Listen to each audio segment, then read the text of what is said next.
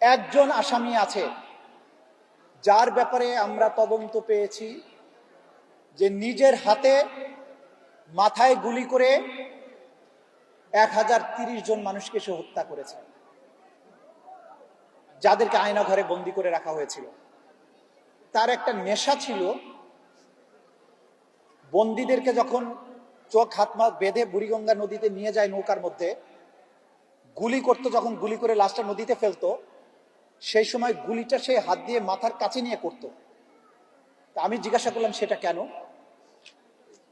জবাব হচ্ছে যে উনি গুলি করার পরে নিহত ব্যক্তির মগজ এবং রক্ত ছিটে এসে যখন তার হাতে লাগতো, গরম লাগতো, তখন তার মধ্যে ফিলিংস আসতো।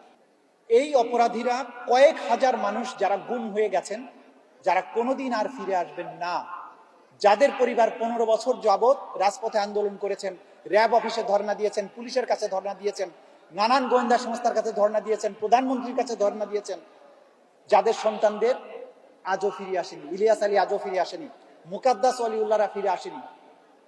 এই যে কয়েক হাজার মানুষ, তাদের বিচারটাও কিন্তু আমাদের এই ট্রাইব্যুনালের উপরেই অর্পিত।